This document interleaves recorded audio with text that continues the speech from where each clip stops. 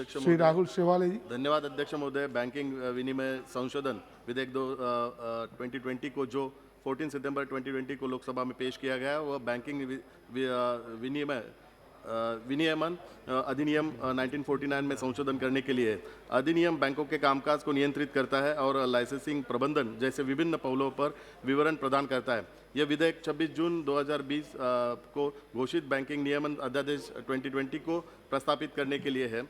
अधिनियम कुछ सहकारी समितियों को, जैसे कि प्राथमिक कृषि ऋण समितियों और सहकारी भूमि बंधक बैंकों पर लागू नहीं होता है। इसके अलावा इन सहकारी समितियों को अपने नाम के साथ या उनके व्यवसाय के संबंध में बैंक, बैंकर या बैंकिंग शब्दों का उपयोग नहीं करना चाहिए या चेक को मंजूरी देने वाली इकाई के रूप में कार्य करना चाहिए। तो फिर सहकारी समितियों और सहकारी भूमि बंधक बैंकों को आरबीआई द्वारा नियंत्रित करने संबंधी योजना का क्या महत्व रह जाएगा, और खाता धारकों का यह कर्ज धारकों को इंटरेस्ट को कैसे सुरक्षित किया जाएगा।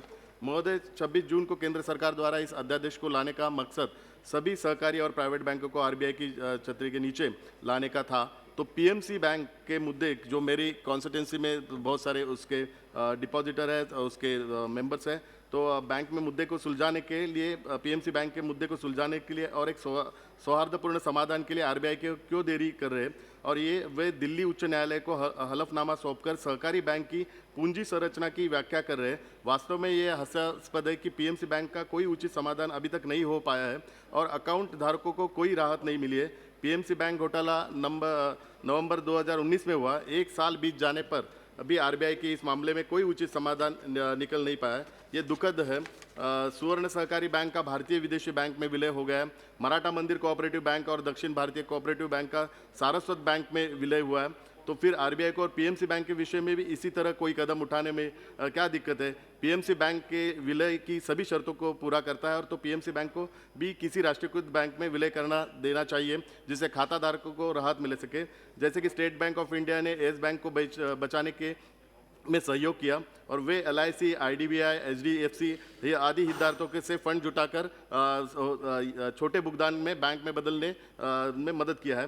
महोदय, देशव्यापी लॉकडाउन के कारण पीएमसी बैंक के जमाकर्ताओं के बीते 6 महीनों से बहुत मुश्किलों का सामना करना पड़ा है। हालांकि आरबीआई ने पैसा निकालने की लिमिट बढ़ा दी थी, तो भी मुश्किलें का समाप्त नहीं हुए। सभी समस्याओं का समाधान पीएमसी बैंक का विलय होने पर ही होगा, जिससे जमाकर्ताओं को राहत मिलेगी। महाराष्ट्र के इंडस्ट्री मिनिस्टर का कथन है कि राज्य में एक कंक्लूड कर रहा 65% एमएससीआई से लाभ प्राप्त करने वाली केंद्रीय सरकारी रिवाइवल पैकेज में कवर नहीं होता है। तो महाराष्ट्र राज्य के लोगों को तो आत्मनिर्भर भारत योजना का कोई लाभ नहीं मिलने वाला है। और फिर मोरेटोरियम योजना में ब्याज के ऊपर ब्याज से वैसे ही आम जनता को कमर टूटने वाली है। तो फिर मोरेटोरियम का क्या लाभ मिलता है? मैं कंक्लूड कर रहा हूँ लास्ट में। श्री मनोज महोदय, अधिनियम के तहत आरबीआई अधिस्थगन के तहत एक बैंक रखने के बाद अपने उचित प्रबंधन को सुरक्षित करने के लिए या जमाकर्ताओं के हित में बैंक के पुनर्निर्माण या समामेलन के लिए एक योजना तैयार कर सकते हैं। तो सभी दिवालिया होने के लिए कगार पर खड़ी सहकारी बैंक के राष्ट्रीयकृत बैंकों विलय की योजना। धन्यवाद अध्यक्ष महोदय।